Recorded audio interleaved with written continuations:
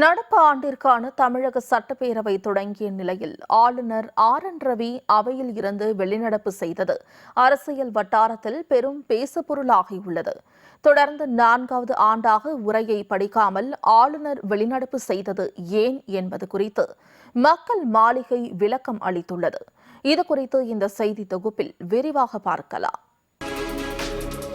இந்த ஆண்டிற்கான தமிழக சட்டப்பேரவையின் முதல் கூட்டத்தொடர் தொடங்கிய சில நிமிடங்களிலேயே தமிழக அரசு தயாரித்த உரையை வாசிக்காமல் ஆளுநர் RN ரவி அவையிலிருந்து வெளிநடப்பு செய்தார். சட்டப்பேரவையிலிருந்து ஆளுநர் வெளிநடப்பு செய்தது ஏன் என்று விளக்கம் அளித்துள்ள மக்கள் மாளிகை, தமிழக அரசு தயாரித்த உரையில் உண்மைக்கு புறம்பான பல கூற்றுகள் உள்ளதாக குற்றம் சாட்டியுள்ளது. சட்டமன்றத்தில் அரசு உரையை வாசிக்க ஆளுநர் மறுத்ததற்கான காரணங்கள் என்னவென்று மக்கள் மாளிகை வெளியிட்டுள்ள அறிக்கையில், ஆளுநரின் மைக் மீண்டும் மீண்டும் அணைக்கப்பட்டது என்றும் தொடர்ந்து அவர் பேச அனுமதிக்கப்படவில்லை என்றும் கூறப்பட்டுள்ளது. தமிழக அரசு தயாரித்த உரையில் ஆதாரமற்ற பல தகவல்களும் தவறான தகவல்களும் உள்ளதாகவும் மக்களை பாதிக்கும் பல முக்கிய பிரச்சினைகள் புறக்கணிக்கப்பட்டுள்ளதாகவும் விளக்கம் அளித்துள்ளது. தமிழகம் 12 லட்சம் கோடி ரூபாய்க்கும் அதிகமான முதலீடுகளை ஈர்த்துள்ளது என்ற தகவல் உண்மையில் இருந்து வெகு தொலைவில் உள்ளதாகவும் வருங்கால முதலீட்டாளர்களுக்கான பல புரிந்துணர்வு ஒப்பந்தங்கள் காகித அளவிலேயே உள்ளதாகவும் தெரிவிக்கப்பட்டுள்ளது. உண்மையான முதலீடு அதில் ஒரு சிறு பகுதி மட்டுமே என குறிப்பிடப்பட்டுள்ளது. முதலீட்டு தரவுகள் முதலீட்டாளர்களுக்கு தமிழ்நாடு கவர்ச்சியற்ற மாநிலமாக மாறி வருவதை காட்டுவதாகவும் 4 ஆண்டுகளுக்கு முன்பு வரை தமிழ்நாடு அந்நிய நேரடி முதலீட்டை பெறுவதில் இந்தியாவில் 4வது பெரிய மாநிலமாக இருந்ததாகவும் தற்போது 6வது இடத்தை தக்க வைத்துக் கொள்ள போராடுவதாகவும் தெரிவிக்கப்பட்டுள்ளது.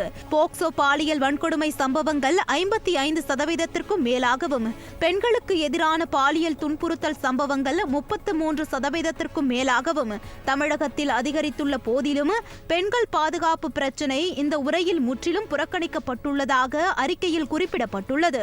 போதைப் பொருட்களின் பரவலான புழக்கம் மற்றும் பள்ளி மாணவர்கள் உட்பட இளைஞர்களிடையே போதைப் பொருள் பழக்க வழக்கங்களின் அதிகரிப்பு ஒரு மிக தீவிரமான பிரச்சனையாக உள்ளதாக தெரிவிக்கப்பட்டுள்ளது. போதைப் பொருள் பழக்கத்தால் ஒரே ஆண்டில் 2000க்கும் மேற்பட்டோர், அதில் பெரும்பாலும் இளைஞர்கள் தற்கொலை செய்து கொண்டுள்ளதாக குறிப்பிடப்பட்டுள்ளது. இது நமது எதிர்காலத்தை மிக தீவிரமாக பாதிப்பதாக தெரிவித்துள்ள மக்கள் மாளிகை, ஆனால் இந்த பிரச்சனை உரையில் புறக்கணிக்கப்பட்டுள்ளதாக குற்றம் சாட்டப்பட்டுள்ளது. பட்டியலின மக்களுக்கு எதிரான அட்டுழியங்களும் பட்டியலின பெண்களுக்கு எதிரான பாலியல் வன்முறையும் கடுமையாக அதிகரித்துள்ள போதிலும் உரையில் இது முற்றிலும் புறக்கணிக்கப்பட்டுள்ளதாக தெரிவிக்கப்பட்டுள்ளது. தமிழகத்தில் ஒரே ஆண்டில் சுமார் 20,000 பேர் தற்கொலை செய்து கொண்டுள்ளதாகவும் தமிழ்நாடு இந்தியாவின் தற்கொலை தலைநகரமாக மாறிவிட்டதாகவும் குறிப்பிடப்பட்டுள்ளது. ஆனாலும் இது அரசாங்கத்திற்கு ஒரு கவலையாக தெரியவில்லை என்றும் அறிக்கையில் கடுமையாக ஆளுநர் சாடியுள்ளார்.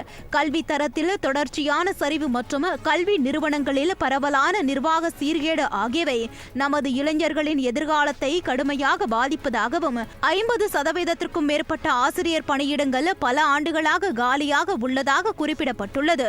இளைஞர்கள் நிச்சயமற்ற எதிர்காலத்தை எதிர்கொண்டுள்ளதாகவும் இது திமுக அரசுக்கு ஒரு கவலையாக தெரியவில்லை என்றும் மக்கள் மாளிகை அறிக்கையில் குற்றம் சாட்டப்பட்டுள்ளது. பல ஆண்டுகளாக உள்ளாட்சி தேர்தல்கள் நடத்தப்படாததால் பல ஆயிரம் கிராம பஞ்சாயத்துகள் செயல்படாமல் உள்ளதாகவும் அவை நேரடியாக அரசாங்கத்தின் சிறப்பு அதிகாரிகளின் கீழ் உள்ளதாகவும் கூறப்பட்டுள்ளது.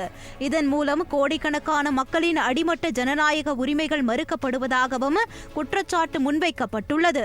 தொழில்களை நடத்துவதற்கான வெளிப்படையான மற்றும் மறைமுகமான செலவுகள் காரணமாக குறு சிறு மற்றும் நடுத்தர தொழில் நிறுவனங்கள் பெரும் அழுத்தத்தில் உள்ளதாகவும் தமிழ்நாட்டைச் சேர்ந்த தொழில் முனைவோர் தங்கள் நிறுவனங்களை மற்ற மாநிலங்களில் அமைக்க வேண்டிய கட்டாயத்திற்கு உள்ளாக்கப்படுவது உரையில் முற்றிலுமாக புறக்கணிக்கப்பட்டுள்ளதாகவும் குற்றம் சாட்டப்பட்டுள்ளது.